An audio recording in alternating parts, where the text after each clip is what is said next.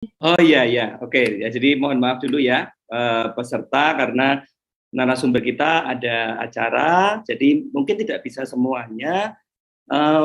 Atau Dokter Vita sambil pilih juga sebentar. Oke, ini aja coba. Dari Ibu Ratna Idayati ingin bertanya, jika kita hipertensi, apakah ada kemungkinan bisa bebas dari hipertensi dan tidak tergantung obat? Karena khawatir juga mengkonsumsi obat dalam waktu lama akan berdampak pada ginjal. Silakan Dokter Vita. Ya, baik, terima kasih Dokter Dandung, terima kasih juga Bu Ratna atas pertanyaannya. Jadi kalau kita tahu hipertensi ini sebenarnya dibagi menjadi dua macam ya, hipertensi stage 1 atau stadium 1 dan hipertensi stage 2. Jadi kalau hipertensi stage 2 itu kalau misalnya tanpa obat itu kurang lebihnya hampir tidak mungkin. Bisa kita gunakan dosis obat atau kombinasi obat dengan dosis yang minimal. Karena sebenarnya untuk penggunaan obat-obat antihipertensi ini tidak hanya fungsinya untuk menurunkan nilai tekanan darahnya. Jadi kalau pasien mungkin yang dilihat itu adalah angka ya, angka tekanan darahnya. Misalnya 150, 90. Tapi kalau yang kita lihat sebagai dokter itu adalah fungsi obat-obatan tersebut untuk mencegah target organ damage ya. Misalnya pembesaran jantung, kemudian adanya gangguan fungsi dari ginjal. Jadi justru dengan minum obat ini beberapa organ tubuh itu akan terproteksi. Jadi kalau misalnya kita minum obat tensi itu kadang ada obat tensi yang fungsinya adalah untuk mencegah pembengkakan jantung. Ada juga obat tensi yang fungsinya untuk mencegah kebocoran protein pada ginjal. Jadi kalau mungkin pada stage 2 tanpa penggunaan obat-obatan antihipertensi sepertinya sulit ya. Kalau target hipertensi stage 2 itu adalah tensi di atas 160/100 ya. Kalau hipertensi stage 1 itu masih memungkinkan tanpa penggunaan obat-obatan. Jadi yang pertama kita sarankan memang adalah lifestyle modification. Jadi dengan mengurangi asupan garam, tadi dengan menggunakan metode diet DAS, itu konsumsi garam 1,5 gram per hari itu sudah cukup untuk menurunkan insidensi hipertensi. Atau pada pasien dengan obesitas atau berat badan berlebih ini dengan menurunkan berat badan 5-10% dari berat badan kita itu sudah sangat menurunkan tekanan darah kita juga. Jadi kalau hipertensi stage 1 itu masih memungkinkan tanpa penggunaan obat-obatan apabila pasien tersebut dalam kondisi risiko rendah. Jadi tidak ada penyakit yang lain, misalnya tidak ada penyakit DM, tidak ada penyakit jantung, hanya murni hipertensi stage 1 saja. Kita berikan waktu 3 bulan untuk mengelola pola hidupnya, kemudian akan kita evaluasi lagi. Kita evaluasi setelah 3 bulan apakah dengan lifestyle modification ini terjadi perubahan tensinya. Kalau sudah tercapai, maka bisa dilanjutkan. Tetapi kalau dalam 3 bulan tidak tercapai, maka kita harus menginisiasi dengan single obat terlebih dahulu dengan dosis minimal. Kalau tidak tercapai lagi, bisa kita kombinasikan. Jadi kalau pertanyaannya tanpa obat-obatan, bisa apabila kita masih di stage 1, kemudian kita evaluasi dalam 3 bulan, dan tidak perlu terlalu takut untuk penggunaan obat antihipertensi, karena obat-obatan tersebut juga ada efek proteksinya terhadap organ-organ penting, seperti jantung, ginjal, dan otak ya.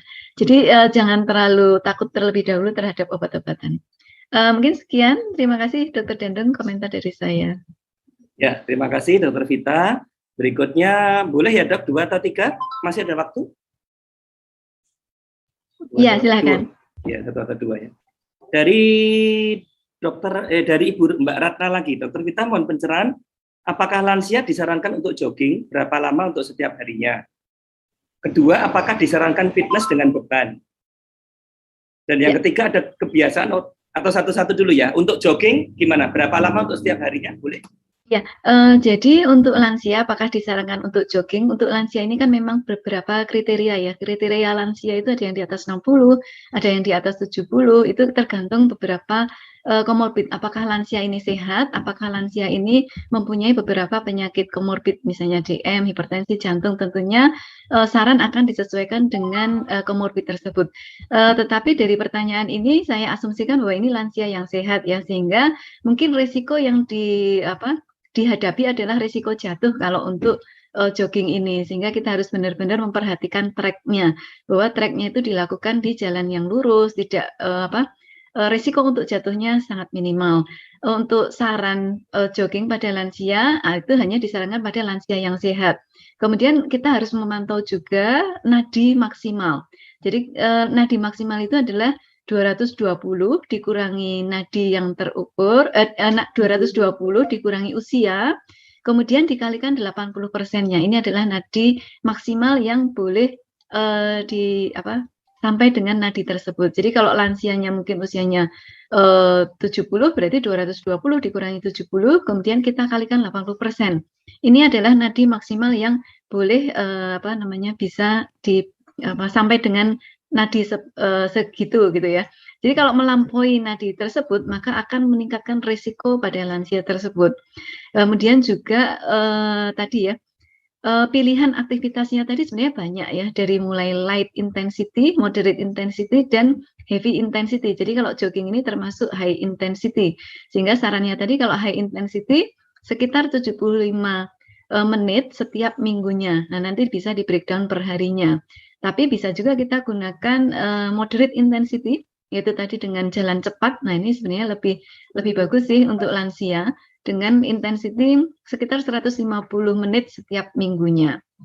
Jadi nanti ini pertanyaannya, jawabannya adalah lansianya termasuk lansia sehat atau tidak, kemudian jogging track-nya bagaimana, kemudian nadi maksimalnya berapa, kemudian apakah ada mungkin pilihan moderate intensity yang lebih aman pada pasien, pada lansia ini, karena kan mungkin bukan pasien ya ini ya, lansia sehat.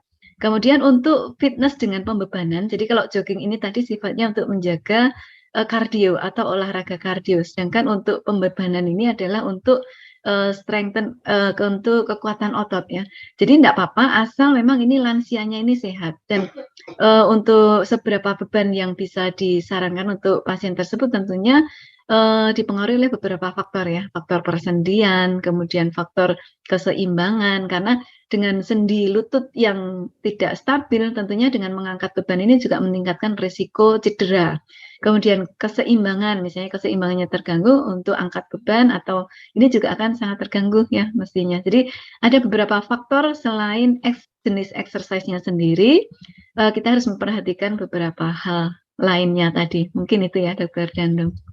Oke, terima kasih Dr. Vita, jawabannya sangat jelas. Semoga bermanfaat ya untuk Ibu Ratna.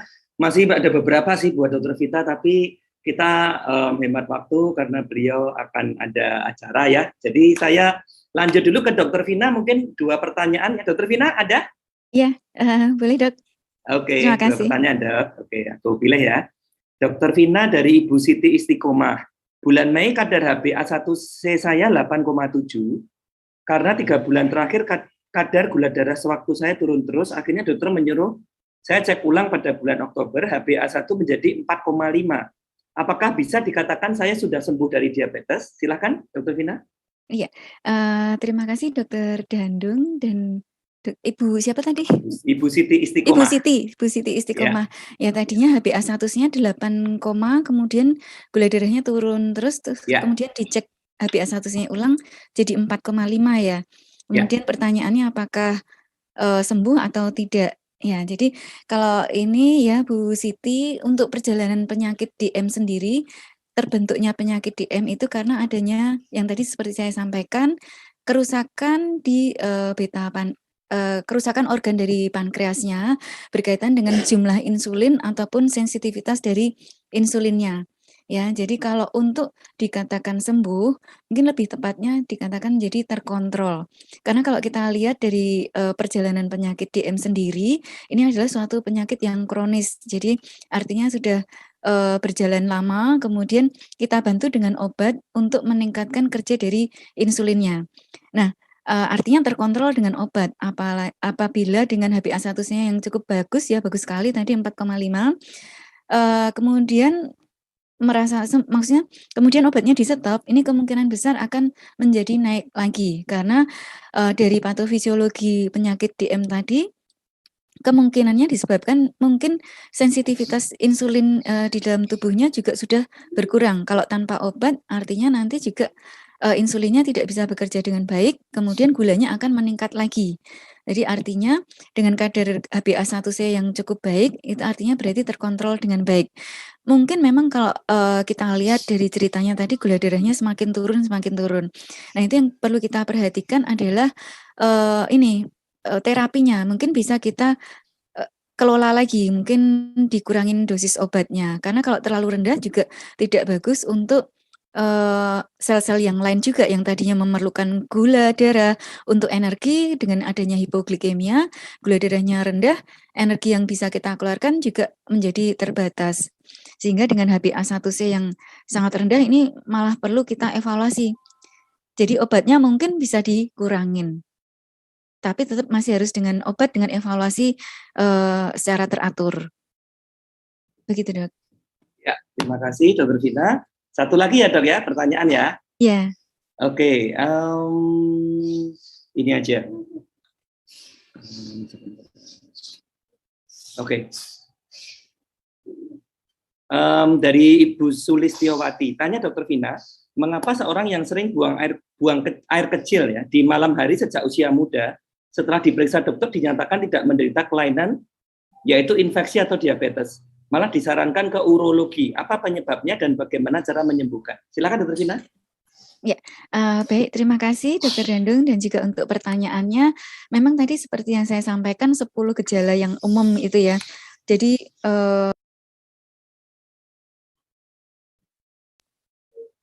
halo? Oh maaf, ini tadi agak terputus.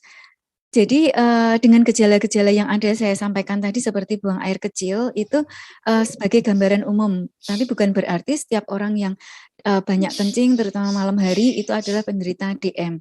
Memang banyak sekali penyebab yang bisa menyebabkan kencingnya banyak, terutama kalau masih muda mungkin karena minumnya banyak. Jadi kita harus evaluasi input dan outputnya. Jadi kalau masih seimbang antara minum dan input, misalnya kita lihat dari jumlah minumnya berapa, kemudian kita ukur outputnya dari jumlah kencingnya, kalau seimbang artinya masih normal. Ya, kemudian bisa juga penyebab yang berikutnya karena infeksi saluran kencing. Ya, jadi infeksi saluran kencing memang bisa menimbulkan gangguan seperti kencingnya terus-terusan kemudian tidak lancar, kemudian merasa tidak tuntas atau panas. Ya, jadi nanti bisa kita evaluasi dengan pemeriksaan urin. Ya, kalau dari pemeriksaan urin secara objektif apabila ditemukan bakteri, nah ini berarti penyebab banyak kencingnya tadi karena adanya infeksi saluran kencing. Nah, kemudian kalau disarankan ke urologi, ini juga mungkin informasinya perlu ditambahkan lagi. Kemungkinannya sudah dilakukan evaluasi yang lainnya, mungkin dengan pemeriksaan USG ataupun pemeriksaan yang lainnya. Mungkin ada gangguan di ginjal atau saya kurang jelas untuk tambahan informasinya. Namun dari pemeriksaan urin itu bisa kita juga dapatkan selain bakteri, kemudian jamur, ada atau tidak penyebab infeksinya itu tadi. Kemudian kita bisa juga melihat apakah ada glukosanya atau tidak. Itu bisa kita lihat juga dari kencingnya. Kemudian ada atau tidaknya protein yang keluar dari kencing. Ini juga untuk melihat fungsi dari ginjal seseorang. Ini bisa kita lihat dari pemeriksaan kencing, ya. Kemudian kita bisa lihat ada atau tidaknya kristal dalam urin. Nah, apabila terdapat kristal, ya, atau kristal urat, ini biasanya yang sering kita dapatkan. Ini kemungkinannya ada resiko kejadian batu saluran kencing. Nah, apabila didapatkan hasil yang mendukung ke arah gangguan misalnya batu atau infeksi dan yang lainnya, mungkin perlu kita lakukan pemeriksaan lebih lanjut misalnya dengan USG ataupun pemeriksaan radiologi yang lain misalnya dengan BNO untuk menentukan adanya batu atau tidak. Ya, kemudian baru kita periksa ke urologi mungkin ya. Kalau penyebab lain selain dari DM dari keluhan banyak kencingnya tadi, Dokter Dandung, secara umum ya. mungkin. Terima kasih. Ya. Oke, terima kasih banget Dokter Vina jawabannya. Pastinya sangat memberikan pencerahan ya buat yang bertanya, dan kalau masih ada yang mau ditanyakan ke Dokter Vita sama Dokter Vina, boleh langsung menjumpai beliau berdua di Rumah Sakit Panti Rapid Yogyakarta. Nah itu ya kalau yang belum terjawab tadi. Makasih ya Dokter Vina, Dokter Vita. Aku sekarang ke Dokter Teres ya. Sami-sami. Oke, makasih ilmunya. Makasih Dokter Vita, Dokter Vina. Sekarang ke Sudah dijawab semua sama Dokter Vina. Dokter Vina sudah selesai nih. Ya, Ya, makasih Maaf matur izin nuwun. duluan Matur ya. nuwun, nggih Teman-teman matur nuwun. Sehat Dulu semua. sebentar, Dok. Sehat semuanya.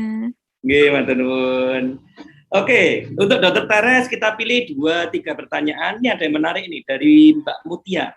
Selamat siang, Dok. Apakah benar pola makan alkali membuat pengikutnya mengalami aging proses yang lebih lambat dan terhindar dari penyakit-penyakit usia tua? Silakan, Dokter Teres.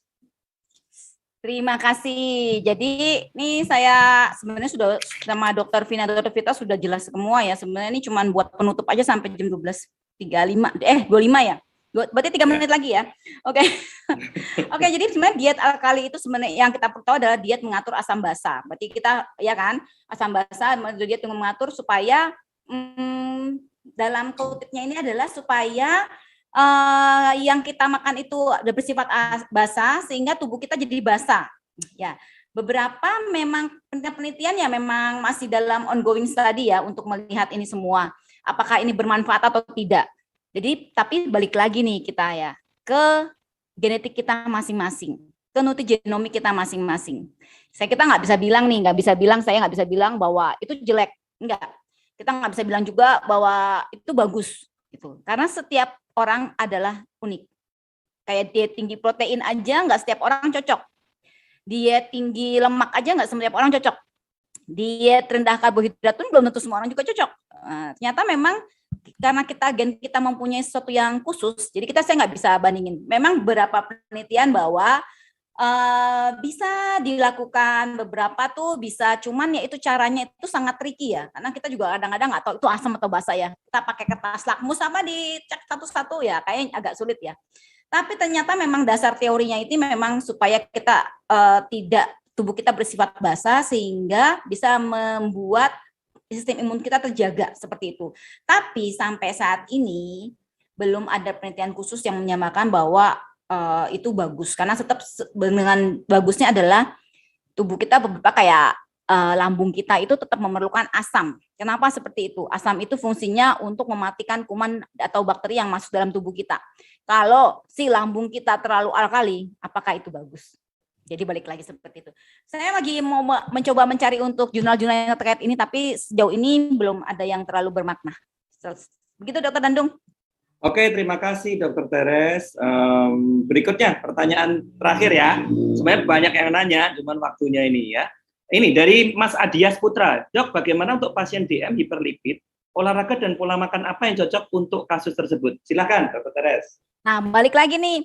Beberapa pasien saya kalau misalnya dibalikin, terlihat saya harus ukur semua dulu. Jadi benar-benar sangat individu, harus ukur dulu. Tadi ada pertanyaan juga tentang berat badan ya, berat badan. Saya dari awal udah bilang, berat badan itu bukan segalanya.